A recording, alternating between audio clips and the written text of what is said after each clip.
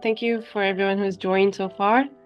And also Kia ora. Kia ora is hello in Maori language that we say in New Zealand. So it's all about New Zealand today. I will be sharing you some insights about New Zealand, about studying in New Zealand, and about working in New Zealand. So the conditions that are there, the requirements that are there from our side and from candidate's side. So I hope, let me start sharing something with you if I can. Okay, so New Zealand, also called Etiora, if I don't know many people know about it or no, but early time we used to call it Etiora. And then it was Zealandia, and now it's New Zealand. So about New Zealand, it's very less populated, 5.3 million population in total, and it has mainly Maoris. Maoris are the Aboriginals of New Zealand. Then there are Europeans, Pacific Islands, which has like Fiji Islands, Samoans, so all these people, and of course there's Asian immigration as well. So it's a very multicultural, diverse, populated country which welcomes immigrants a lot. Not to a lot of extent, but yes, they are welcoming and beautiful landscapes. Uh, I really don't have to say that, but it has the best scenic beauty. Lots of lakes, mountains, natural vegetation, so that they have actually reserved 30% of the national reserve that is like we cannot go there or we cannot exploit it too much. It is as it is. So if we go to the northern part of New Zealand, like to the north of New Zealand, they still don't have the electricity. They have not set up all those things up there because they want to keep it as natural as it was discovered. Some facts are also that there are no snake. It's a no snake land. New Zealand is a no snake land. We are also called kiwis. Kiwis is not just the fruit, but it's also a bird. There's a bird, if you can see up there. It's a kiwi bird. That's what kiwis are called for. And it's a flightless bird. That means it does not have feathers, or sorry, the wings to fly away. Um, if you know that New Zealand's dairy and New Zealand's meat, so whether it's beef or goat or anything, it's considered as the best in the world. And so there are more sheep than people here. So also the weather of New Zealand is opposite to most of the people who are listening here in this session. So we have the opposite weather. We are getting into winters now. We're already into the autumn. From March to May is an autumn season, even if still the weather dipped down to 2 degrees at this moment. Um, from December to Feb is the summers, and the summers are also up till 25 degrees here. Max to max I've seen is 30 degrees, and that's it. Can't go over it. So the weather now on from June to August will be winters. It goes from 2 degrees, 1 degree, depending on the areas, and then there's snow everywhere. So, and September to November here is it's a spring. It's a really good weather, pollen season and all that stuff, all the allergies start coming in. But that's how the weather is here. So it's totally opposite. It's otherwise also kind of cold all the time. So we really need our jerseys out all of the time. So we can't go without it. Let's get into education part first of all. Education of New Zealand is recognized and considered uh, globally. So we have NCQA standards that are followed in New Zealand. So if you're studying anywhere, if you have studied anywhere, let's say you have done your bachelor's or master's outside, um, in your own country, in your hometown, then it will always be considered into the equivalency of NCQA. So it will be evaluated by NCQA. That's the standard. That's and if it is bachelor's, they'll consider it as bachelor's or level 7. That's how it goes. So there are levels here that are considered. Um, Level 9, 10 being the highest. Then it is obviously globally recognized. So the NCEA is the National Certificate of Educational Achievement, which is accepted worldwide. NCQF is the framework where all this classification and qualification levels are done. Then there's diverse educational institutions. Um, there is first point I've said is state and private schools. So obviously there are school going kids also get a student visa here, but highly not considerable because if your parent is coming with you, only one parent is allowed, first of all. And second, if a parent or a guardian, whoever is coming with you, they cannot work here. So it's really hard to survive because if you're not working, it's a costly country. So that's for that. But we will be considering students who are going into universities or polytechs or institutions or colleges, wherever they want to go in. So we'll be considering those students here. Strong student support, yes. Now there are host families in New Zealand who host the students for their terms, for their semesters, or whatsoever time.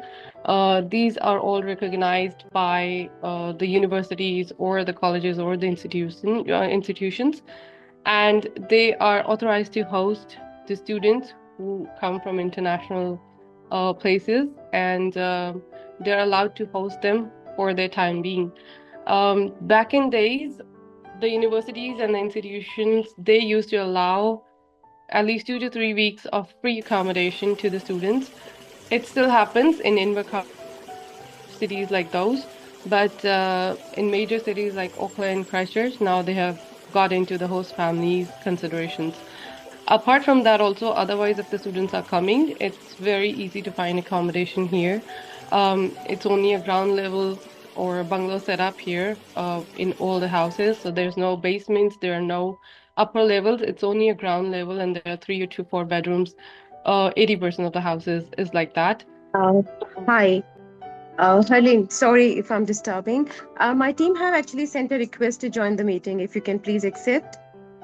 Okay. Manshi, do you have to accept it or I have to accept it?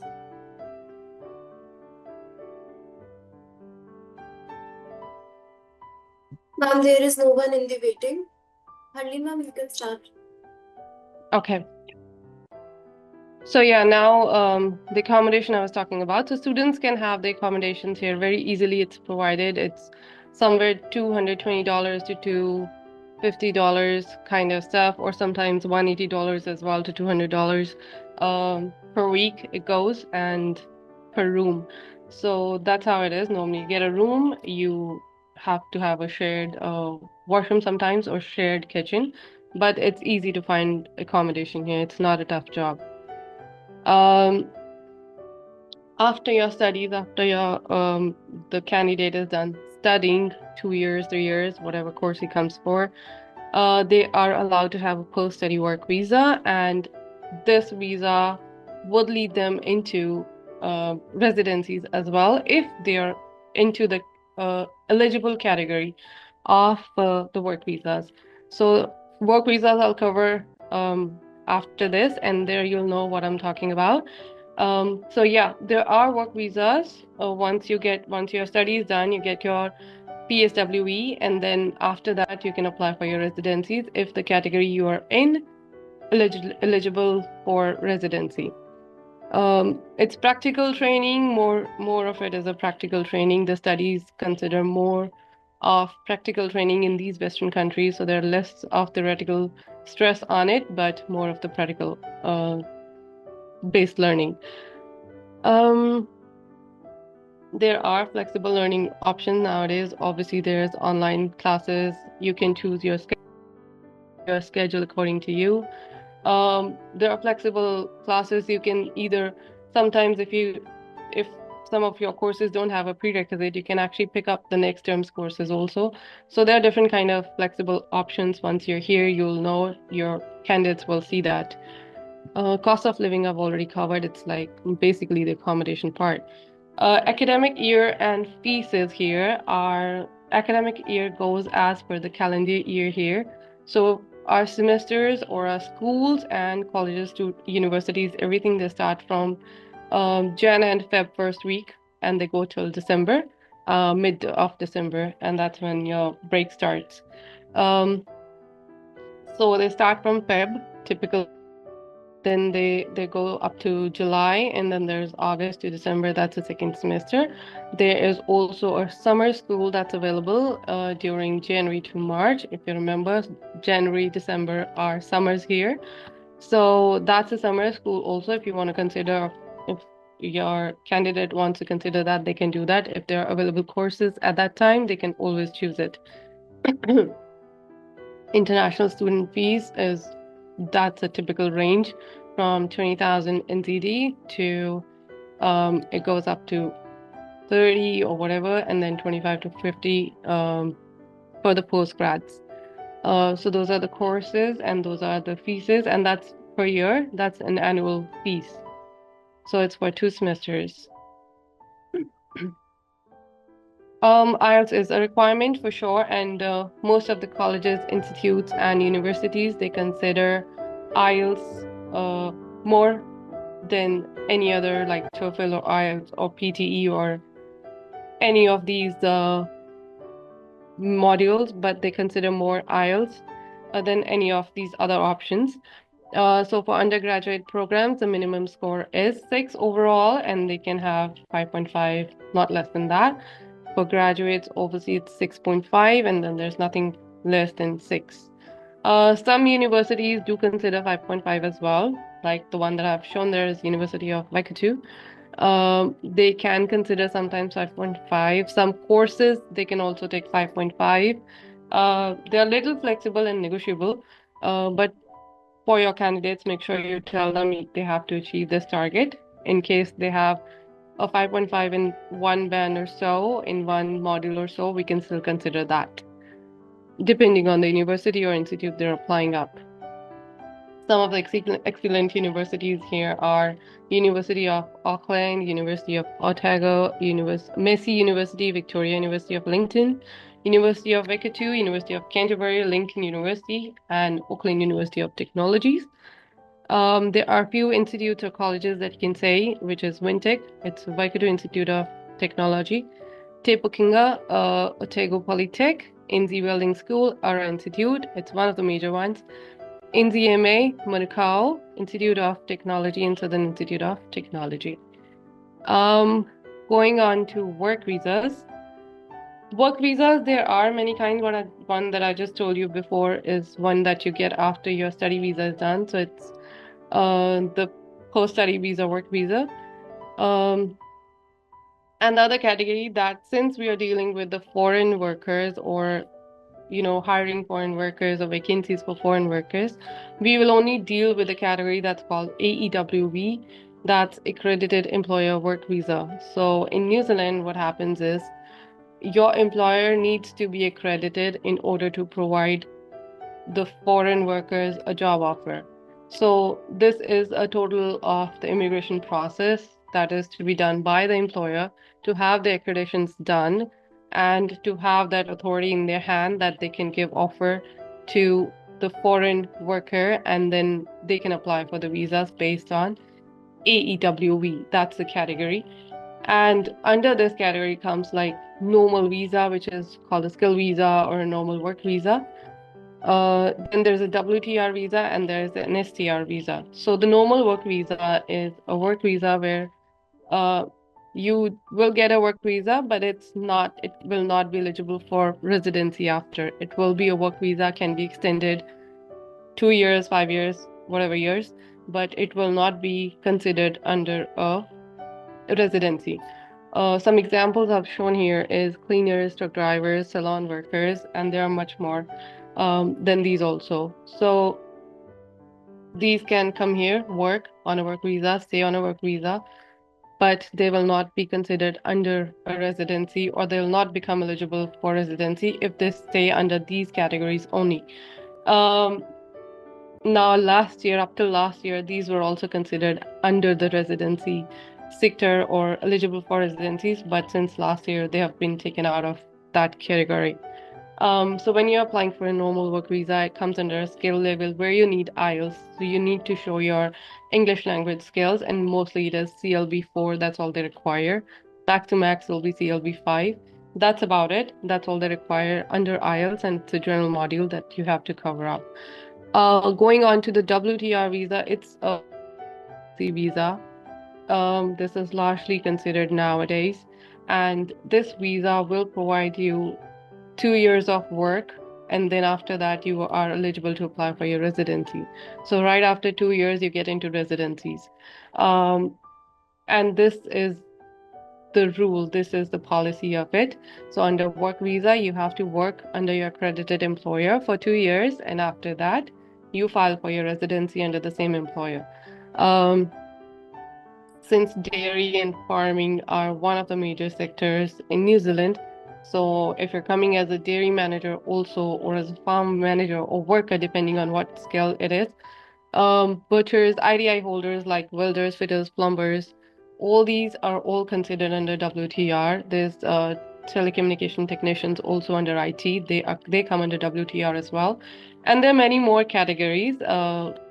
If I start discussing about them, it will take me another hour. So I will better be putting that on, on the process documents, and you can see the categories that come under WTR visa.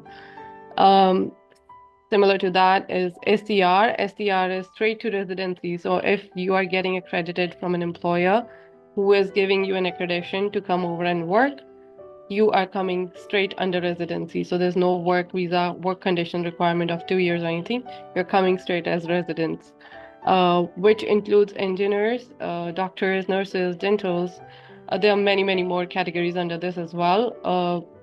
So these are directly considered as residents here. Also, when you're coming under an SDR, because these are highly skilled uh, categories, so they would require an equivalencies to be checked on. If you are equivalent, if you qualify for being an engineer here, then these authorities who will check all your paperwork and get it done through. We will assist you how to do that and how to file that for your candidates. Um, or part about they might say that you might need to give a test, so that's also okay. You can give a test and then you can qualify as a WTR or become a nurse, become a dental, become whatever the categories are, and then you can qualify straight to residency here. um, WTR and STR, some of the courses, normally in WTR, we don't require IELTS. So, under all these categories, or the ones that I'll mention in the process documents, if I would be putting that on too, normally the IELTS is not required. But in STR, some authorities, if the authorities are included, then yes, they would require your IELTS. Apart from that, visa will not require IELTS. So, that's that, and I think that's the end of it. Yeah. So the process time and the other requirements, this is for the work visa. It's normally 5 weeks once your file is submitted to the immigration department.